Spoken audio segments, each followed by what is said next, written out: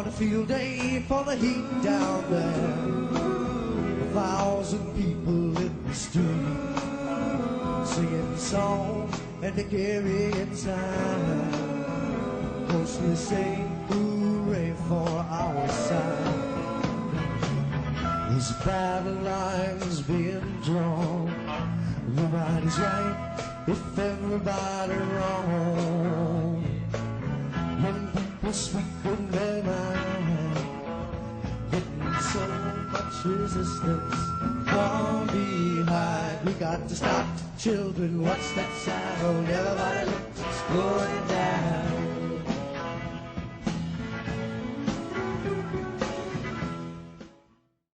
So this is Lauren Steiner with the Robust Opposition. I'm here with Holly Mosher, who's an election protection advocate who was with me in September when we went to live stream the mock election to demonstrate how the new voting systems will work, the ballot marking devices instead of the Inca-Vote that Los Angeles County had been using for many years. Let's get your first and last name. Holly, Holly. All right. Is that your address? Yes, it is. Why don't you accept and then sign? Accept. On the Okay. screen, sign. Great. Do you have a middle initial? There were a lot of problems with this. Some of them they were able to fix between September and now, but others of them are still problems. And as a matter of fact, the city of Beverly Hills may be suing over this. I was able to get an interview with Dr. Julian Gold, who's one of the candidates for city council. The reason we're doing this video now and why you need to share this is that tomorrow, Monday, is the deadline to submit public comments at 5 p.m. to the Secretary of State about these issues. And if we can get enough public comments, they have not passed security tests. So in this program, we're going to talk about some of these security issues, some of the problems with the devices that Beverly Hills and other cities are concerned about, and we're going to tell you how you can vote. So explain the problems with security. There were several things that Brad Friedman noted in the broadcast regarding security. I guess there's been over 40 problems with security that the testers found in both Brad, in the Brad blog and Bradcast, and LAS did some excellent articles that I think people should follow up with. But they say everything from people can get into the printers undetected, the seals and the boxes can also be accessed without detection. There's way too many people that have root access to the programming. So, when there's too many people behind the scenes, if there is somebody going in and being able to change things in an undetected way, that is a serious concern. Are you ready? You're ready to print. Print. Don't touch your paper. That'll be helpful information. Okay. And you will get a chance to review your ballot. And then you can look at the printed ballot for, I think, 30 seconds or something like that, which is kind of short and it's small printing because it's one page, 8.5 by 11. So the part of it that I read matched up with what I had done on the screen, but I did not read the whole thing. You didn't read the whole thing. And you're a poll worker and a diligent voter. San Diego Freeway, because this was one of my concerns. Are they just going to not have that? Friends, family, no selection. Sunday, Saturday, near where you work, no selection. Morning, evening. And yes, the thing here is this was printed. This is new. Did you notice this big QR code? I can't read this with my eyes. So when I worry about hackers, the machine, the tabulator downtown is going to read this, not this. And that's not okay with me because we've seen hackers. We saw e-polls, electronic poll books were hacked in states, North Carolina, Florida, other states through VR Systems, which is a company. If they can get into our tabulators at the county and misread this QR code, can your eyes read this? How do I know that this means that? Another problem was that Brad noted was that when you pass your ballot after you check it, back through the printer head, it's another opportunity for it to be changed again. There's also talk about some USB port that could access. I've heard that might have been fixed, but There used to be poll books, and they could look through and they could find your name. Now there's no printed poll books. What do you perceive as the problem with having to do this online? the one part that we know is online in the LA County system now is the poll book. So when we go in the mock election, you see me pulling up my name and address. In North Carolina, they showed that these poll books were tampered with. Down the line, checking all of these voters again if they're not on the rolls in the electronic poll books, and then you have to go and have them do the provisional ballot and do all this stuff. That's a lot of extra work for all the poll workers, and it's just mass confusion. It was mass confusion in North Carolina. Also, there was a problem with intentionally hacking that the University of Michigan noted. Can you speak about that? So this latest study coming out of the University of Michigan with J.L. Calderman showed that they intentionally changed the vote on each ballot, one of the choices. And over 90% of the voters did not catch this hack. Their votes were changed, and then they got the printout and they okayed it. They put it in because, first you're already asking people to vote and go through the process. And by the time they're done, most people, over 90%, will not verify accurately and with full intention, catching that mistake, not just mistake, that hack. So this is very important information, and that anybody is creating ballot marking devices instead of going to hand mark paper ballots at this point is shocking, because we know these results. Before, it's been shown that 2/3 wouldn't catch these hacks. And now this study is showing over 90%. For the past 3 years, there's been Voting Village at DEF CON, which is a hackers conference. And so they've always tried to get all the voting machines and hack them to see the vulnerabilities. And Dean Logan said, oh, well, we were there with our team, but they didn't bring this new machine there. In August, we could have had our new machines tested by these hackers to see the vulnerabilities. And we could have known a lot more of these vulnerabilities instead of now trying to get it certified. We're finding out the results of these insecurities now, and we could have known back in August. And he was there, but without the machines. Yeah. Because of the law that was passed that Alex Padilla put forth in 2013, our systems are now not checked federally. It's just run by the state. And he could certify it even if it's failing these security checks. And we have 5 million voters. We are the largest voting district in the country. And this isn't even certified yet a month before we're supposed to start voting. The selection of candidates in our city was done randomly, and that's fine. We have 4 candidates running for the city, 4 or 5 candidates running for the city council. There are 2 positions that are open. All of that was fine.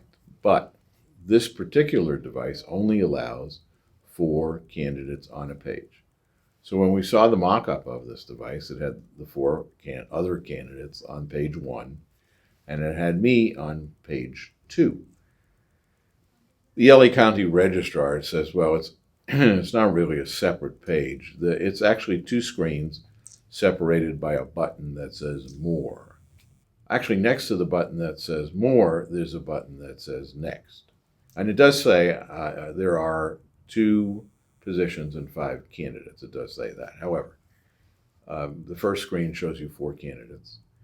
If you pick 2 of those candidates, either because you want to or inadvertently, and you hit the More button, even if you do hit the More button, you will see me, but I'll be grayed out. You cannot hit me.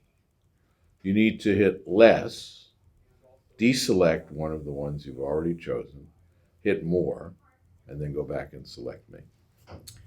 But even if you pick one and you're looking for me, because you know that I'm on the ballot, I'm just not on page 1, if you happen to hit the Next button, as opposed to the More button, you actually leave the contest completely.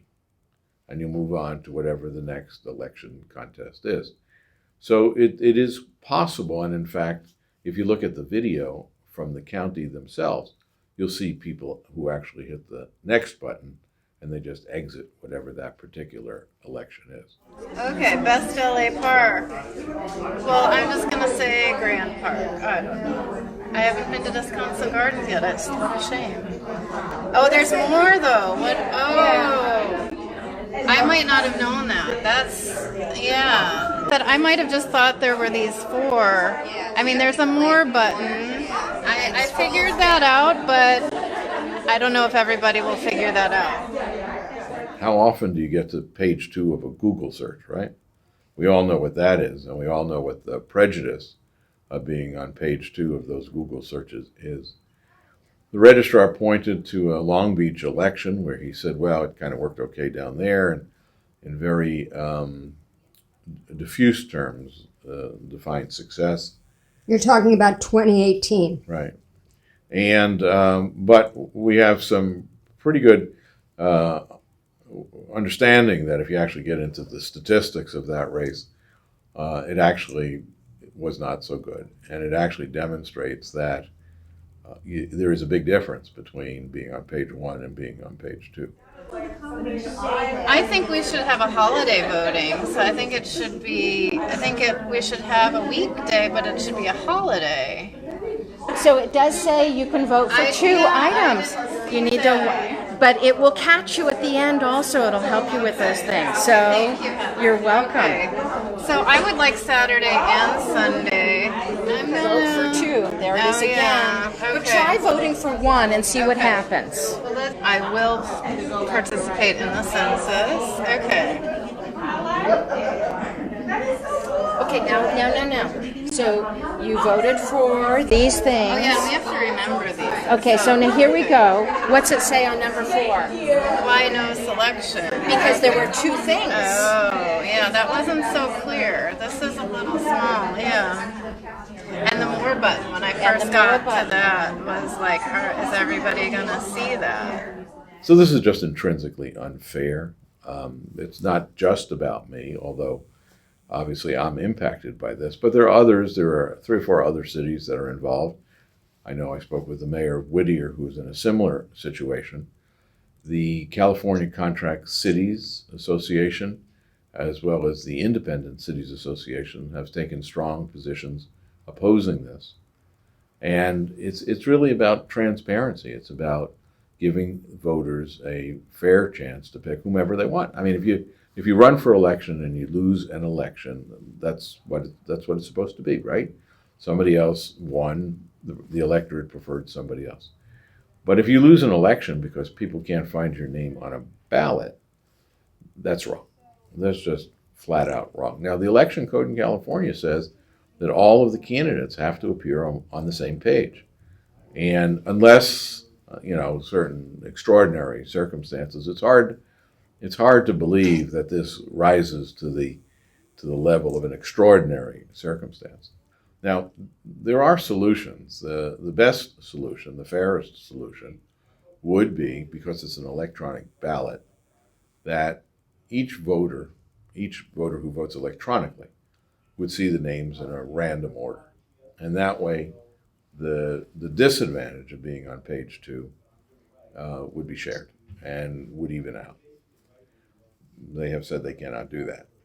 The second alternative for them was to remove the next button until you've gotten through all of the pages. At least that way it forces people. It doesn't help I picked the wrong one on page 1, I have to go back and change it issue. It doesn't, where we started, it doesn't help that. But it does at least ensure that voters know that there are, in fact, more candidates and they get to see them all before they go to the next contest. The LA County Registrar has been unwilling, would be as kind as I could be, to really consider any changes to the system. He said it's too late. Probably the best alternative at this point is paper, right? Because then everybody will have the same thing. The name will be no different than vote by mail. I mean, all we want at the end of the day is a fair and open election.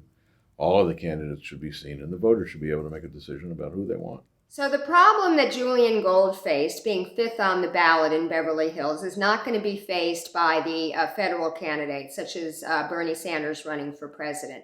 They are going to rotate it by assembly district. So he may be first in one assembly district, second in another assembly district, third in another assembly district.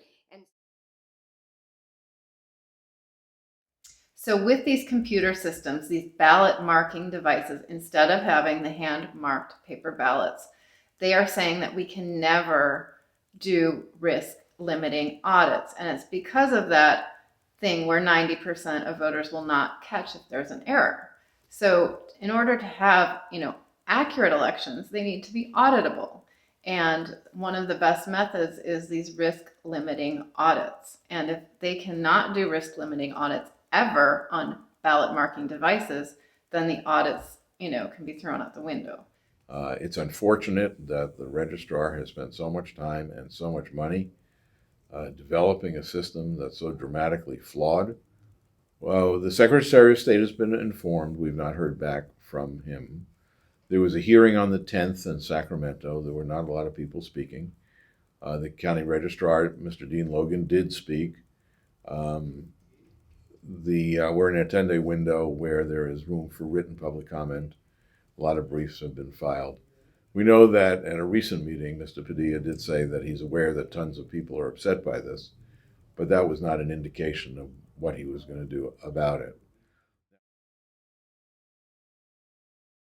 You're no party preference, just as I am, and you did not get your your ballot in the mail. So I did. I got it on December 17th, and it was in a newspaper circular, one of those advertising things that you usually just throw away. But fortunately, I happened to look through my mail that day, and I saw that it was there, and there was the card to tear off to request a Democratic crossover ballot, but it was due on December 20th. So I was really upset about that, and I immediately tweeted out to Dean Logan that that was BS, and that we should have more than 3 days to send this thing back. And he tweeted back that those cards will be accepted all the way through the registration period for no party preference vote by mail, which is February 25th. But how are they letting people know that?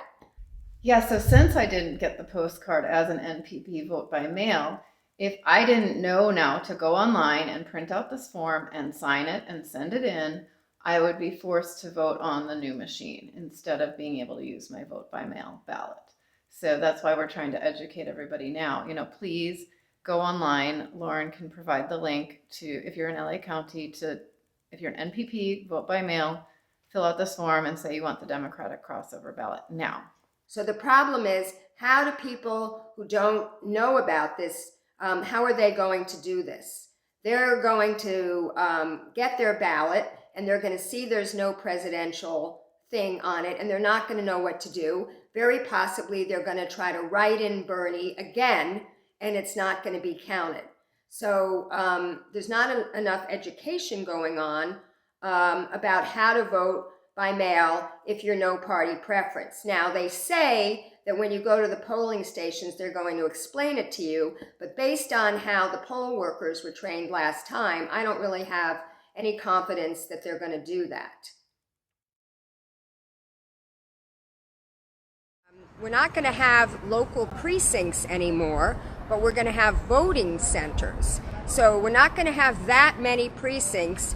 We'll have maybe a third of the amount of voting centers, maybe like 1,000 voting centers, and half of them are going to be open for like 10 days before Election Day, and the other half will be open for 5 days. So you'll have a lot more time to vote. You can vote where you live, where you work, where you shop, anywhere there's a voting center. If somebody does not know about these voting centers because they don't really have a huge budget to educate the people in Los Angeles, then it's likely that they're going to go to their old precinct and not find anyone there and not know what to do and therefore not vote.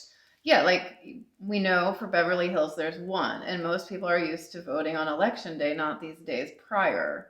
So since that will be the last day of voting, it's going to be a madhouse in Beverly Hills for everybody trying to get to City Hall to vote. I know that I've heard from a number of people that they're just distraught that they're not going to their normal polling place. Getting here in City Hall is certainly doable, but it's more complicated. You know, we've had people who would park in a driveway, go vote, and back out and leave.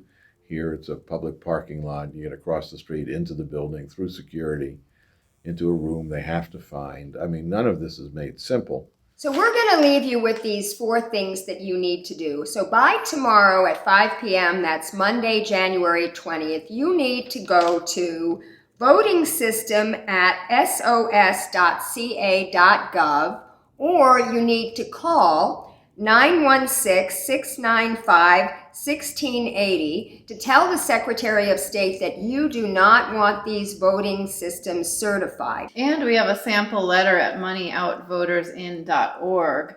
If you would like to, just at the top of the website, it'll click to the sample letter so you can have who to send it to and what you might want to say. Check your registration online, both with the Secretary of State and with your own county registrar. And if you're not registered the way you want to be, make sure you correct that. Worst case scenario, they have same-day registration. So if you decide to vote in person and you go there and you're not registered the way you want to be, you can change your registration right then and there. But we are saying that people should vote by mail and mail it in, or you can fill out your vote by mail ballot and bring it to the voting center and hand it in, because we believe that is the most secure way to vote. And the final thing is, we would like you to volunteer to be a poll worker. It's fun, it's easy, they pay you, and that way you can help mitigate some of these problems with people, especially people who want to vote for Bernie. Signing out from the Robust Opposition, this has been Lauren Steiner with Holly Mosher. Go vote.